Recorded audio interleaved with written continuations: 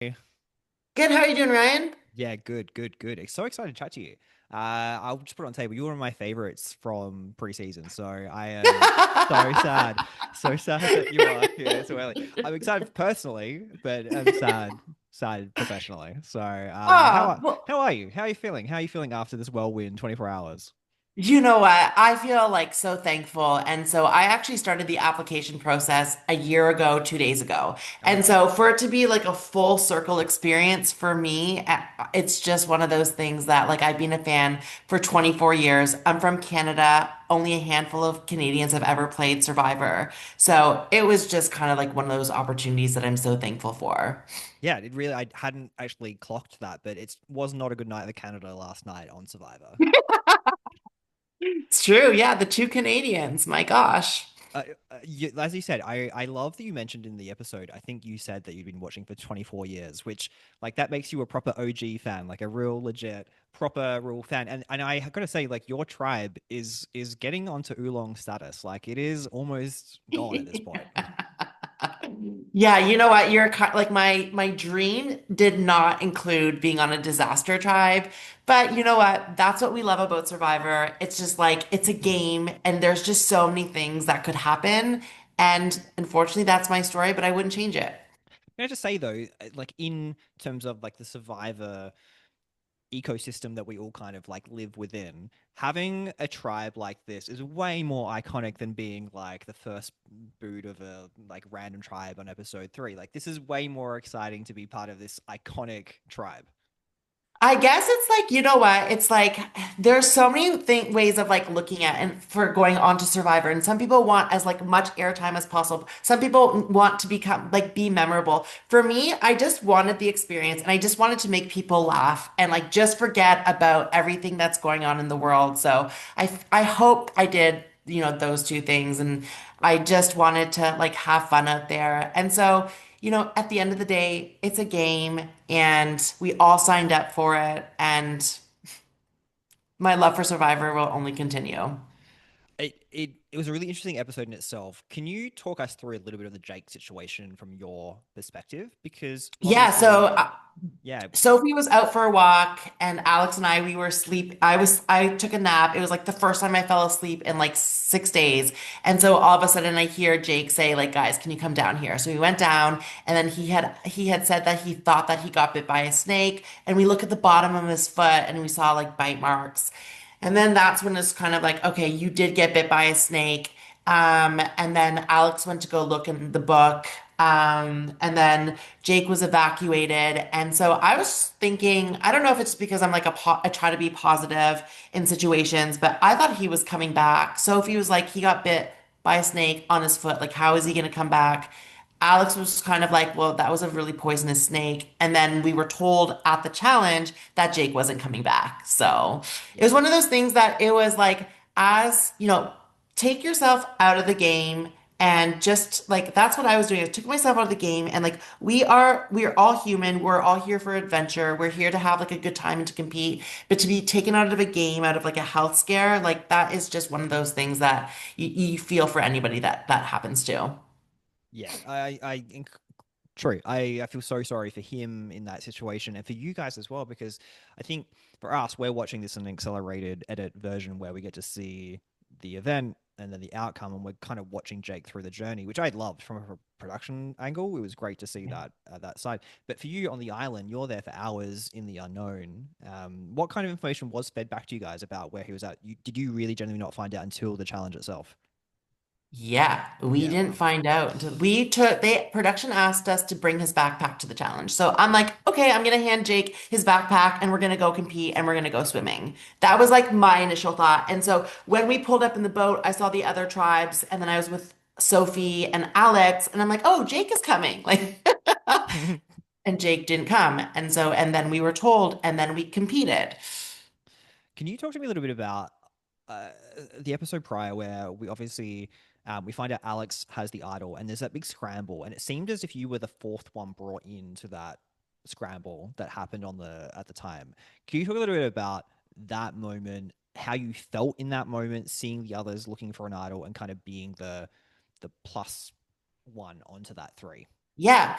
So actually what you didn't see was so I did catch them, looking for an idol.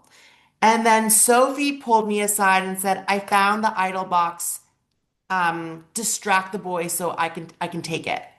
And so I just didn't have enough time to distract the boys because I tried to like bring them off to a certain section. And then within like 3 minutes, Alex was like, I found the idol. And I was like, oh, good job, buddy. So Sophie, it didn't show a lot of my relationship with Sophie, but Sophie was my number one the entire time. And she was also working with Jake, which I was totally fine with. Yeah, look, your relationship with Sophie, the two of you, is one of my favorite survivor Oh. duos of the new era. It's been so good. I love Sophie. I hope she can do really well in this game. And it's so cool. And I loved your little dynamic. And can you talk about that relationship and how important she was for your game?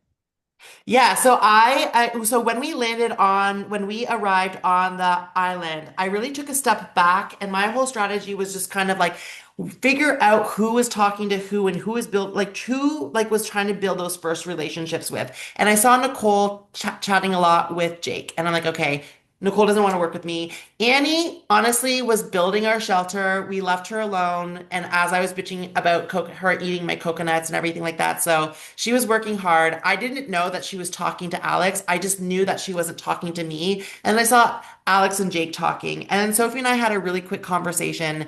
And she's an Aquarius. My little brother's an Aquarius. Her fiance has the same birthday as me. And she reminded me of somebody back home. So it just made sense to me. And so Sophie, I could tell that was like there to play. And like she played a different game than I played, but I wanted to work with somebody like that. And so that was my relationship with Sophie. They didn't showcase it a lot, but we're polar opposite people. And somehow we just were able to, work together until there was an idol in play. Yeah, no, I love that. And look, you're already reading ahead of my questions as well, because my question was obviously Alex is a Libra. Sorry, what star sign is Sophie? Sophie is an Aquarius, but what's your star sign? I'm a Cancerian. Oh, okay, okay, I get you. Okay. So, yeah, so Sophie's an Aquarius, and so she's like an outside thinker. She's logical. She needs to understand things with like words, and I'm polar opposite. I'm more kind of like get along with Cancer because I'm more kind of like energies and and like nonverbal cues. And so out there a lot, we were just kind of like so opposite. And she's like, I need you to tell me more. And I'm like, I'm telling you, but not the way. So, anyways, we had like a fun relationship. What's your star sign then, Jeremiah?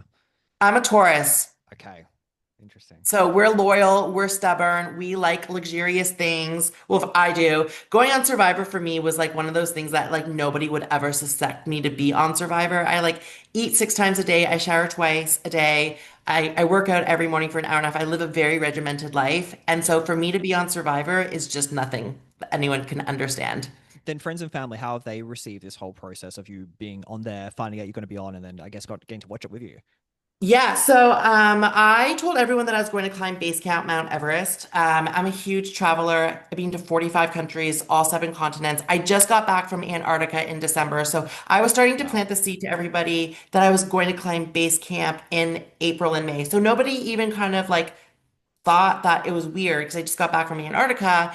And so I made my mom, my dad, and my little brother sign a non-disclosure agreement. And I just told them that it was the normal process. And so when I got on the show, I called my dad, and then my dad was the only person who knew because I couldn't tell my mom. She'd be super excited.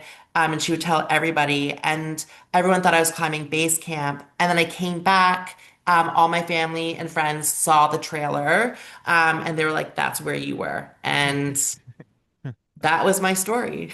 I love that. No, I love the cover stories that people give people. There's like you hear so many over the years, but that's probably one of my favorites. That's really good. Basecamp. And it's funny, my algorithm recently has been like so full of Basecamp Mount Everest. So I love that's so funny. That's so funny that that was actually the place that you were. Would you ever do Mount Everest Basecamp? Is that something on the bucket list? I did. I've always wanted to do Base Camp Everest. It takes like I've done a lot of research about it, Yeah. and so it is on my bucket list. Yeah, I love that. The post challenge, you guys obviously lost and you have to go back to tribal council. You've got that tight relationship with Sophie. Um, you know that Alex has the idol, you vote for Alex ultimately. Talk to me about what you're trying to endeavor to do there and the risk on voting for Alex and not voting for Sophie. Yeah, so Alex and I never talk strategy. If it was like it, I him and I, even though we were in an alliance of four, we didn't talk. We were really great. Like we built a connection outside of the game, and we would laugh a lot together. But we never spoke strategy. Alex was very similar to me in terms of the way he's like a builder onto conversations, and I'm a builder too. And so yeah, and so Alex was very confident with his idol, and he was just kind of like dangling it like a carrot in front of both of Sophie and I. And so I felt like he was just really confident, and I couldn't change. And so I knew that Sophie had flipped on me because she had asked me what Alex and I were talking about. And like I saw a lot of like red lights and like, oh, okay, this isn't good. So I also didn't want to play my shot in the dark because if it was a tie between Alex and Sophie and I played my shot in the dark, I didn't have a vote and I'd go home automatically. And so my rationale was Sophie was voting for me, I was voting for Alex, and Alex was voting for Sophie. I thought it was going to be a three-way tie. Yeah. Yeah, it's such a hard situation in that moment when you And realize it's not you a, yeah, sorry, keep going. and you saw me like at all three tribals, like I didn't eat and I didn't sleep, and it was so hot out. I felt like I was living in a coma, but I was like sleepwalking, and like it was just so hard to concentrate on like I didn't even know that people's shoes were going. Like the shoe bandit thing for me was like I'm watching and I'm like, oh, that was happening. Like I was just in a different world. Yeah. How did you process then when you got back in your like at Ponderosa and you've got your food in you and you're processing everything? How have you processed this whole Survivor experience? You know, I went into this looking at it as like a complete like experience that I've always wanted to do, and I don't take anything personal. And just to be even cast on the show for me was like so surreal for me. And so I understand that it's a game. I don't have any if I was playing a game with people and they made it personal, then I would have a problem Yeah. like with them out in real life. But like Sophie and Alex, they played a game, they didn't make it personal, and I have no ill will towards them. Yeah, I love that. I love to like wrap these chats by asking about the concept of gratitude. I feel like you might be similar to me in that way. Like Oh, I preach gratitude every day. It's part of my routine. It's something I'm really big on. What are you grateful for from this whole Survivor journey that you've been on? honestly, I'm just grateful to to be on the show, to be a cast member, for casting to pick me as, you know, a castaway, to live this dream, to also like represent people who maybe like as a kid, like started watching when I was 14, like I identified with certain people. Hopefully people who have like high-pitched voices or funny laughs are able to like be inspired and like play this game or you know just kind of like have a little bit of show. Hopefully I showed people that they can have a little bit of fun in life even though when you're competing for $1 million. Yeah, no, I love that. I love that takeaway as well. It's such a big one. Jeremiah, I don't know if you're a Taylor Swift fan at all. I am a Taylor Swift fan, Love this. yes. Love this. I have been devouring Life of a Showgirl. Went Oh, what's your through. favorite song? Well, that's my question. My favorite song is Opalite, I think. Okay. So I was my big question for you is what is your favorite song or The top three? greatest show, the greatest showgirl because it's written about Britney Spears. That's what I'm reading. Okay. So I love Britney. And yeah, no, I like The Greatest Showgirl. And then I also like Canceled because Cancel's of great. about who it's about. I just Uh-huh. don't, I love the tea. I love I love that. Thank you so much for coming on. Thank you for giving us some tea about your time on the show and sharing and talking. And I hope the experience was really positive, despite the length of it. I think you had like the whirlwind Survivor experience where you had tribal council eliminations, and people getting medivacs. Like it's a lot, and there are people who play the game for double the length don't get half the experience you got. So I hope you really take away the huge positives from it. And thank you so much for coming and chatting to me today. Thank you. Nice to connect with you. Nice talking to you too.